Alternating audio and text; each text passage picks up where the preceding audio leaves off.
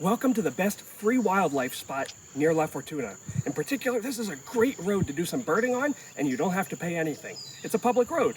We're right here at the entrance to the Arenal National Park's peninsula sector, right where you get to the dam at Lake Arenal.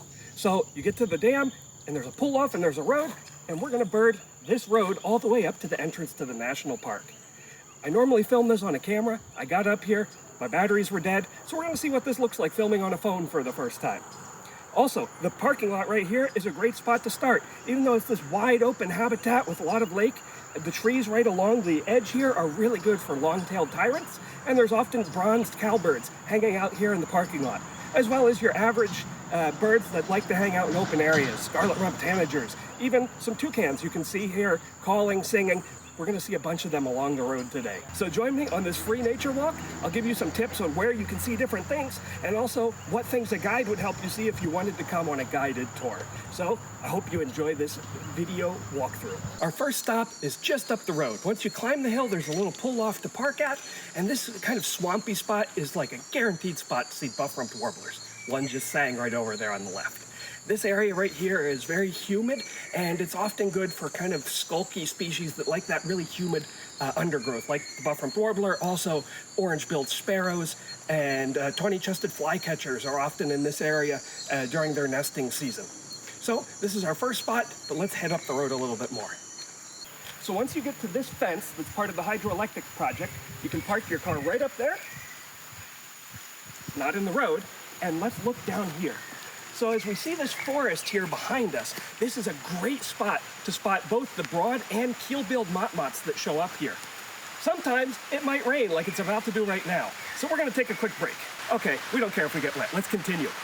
These different vines there that are hanging out above the road are great for both motmots as well as some of the Trogons that show up around here, like gartered Trogon, slaty-tailed Trogon, and northern black-throated Trogon. So it's interesting actually with these two motmots, they often are hanging out together, and they're in the same genus. So right now they're treated as two separate species, but as you see the more common broad-billed motmot, it's really frequent on this road and in a couple other spots to see them together with the keel-billed motmots. So if you see one, look for the other, and keep an eye on this space, because the more we know about this, we might actually find out that they're one species that have two different color morphs or subspecies, or they could still be two separate species, but they've got some really weird relationships. So keep an eye out for that if you're birding this road. As you're walking the road and you're listening to the video itself, you're probably going to hear a lot of wren species. There's probably about a half dozen of them that we can hear on this road. And that's when a guide is really going to come in handy. Merlin's actually getting better at picking them up because we've been putting a lot of recordings up as part of the Grabando Aves project. And so it's getting better, but there's still a lot of calls it doesn't recognize, especially striped-throated wren. It seems to have a very hard time with. So in that case, knowing what you're hearing, it's really going to be helpful to have a guide. As you're birding the road, also don't forget to take advantage of the beautiful views that you're gonna get. You're right here around Lake Arenal, and also take a look over the lake. Oftentimes you'll be able to spot mangrove swallows flying over the water, and also along the edges you'll have things like great egrets, different types of herons, cormorants, and other birds that are associated with water. Even the occasional, say, osprey, or once in a rare while, some pelicans will show up here on the lake. Speaking of Merlin, it's a great tool to use, but especially here where we're getting a lot of forest birds, there's a lot of noise going on, you really can't trust it. I've noticed as I've been using it here on the road to kind of test it out, it's gotten probably about half the species right. So it's missing some that it just doesn't know, but also it does misidentify a lot of birds. So if you're seeing stuff on your screen but you're not really seeing it, be careful about that. Don't put it on your eBird list unless you're really sure of what you're hearing and seeing. Again, another advantage of going with a guide. He's going to know what he's hearing here. Also, when you're in these open areas, make sure to look up. We just had two swift species circling overhead that delayed my filming a little bit while I was identifying them. And we've got about a half dozen species that could show up. In fact, I have the only record for white chin swift on this road that came from a photo that I took, and I wasn't sure what I was seeing. So you never know what you're going to get. Mostly it's going to be white-collared swifts or something like a gray-rumped or voxes, the smaller swifts. But you never know when chestnut-collared, lesser swallow-tailed, or even spot-fronted. I haven't seen it yet, but it could show up here, could show up. So keep an eye in the sky for swifts, and especially you're going to need your camera probably to identify those. Now we've got to the best spot.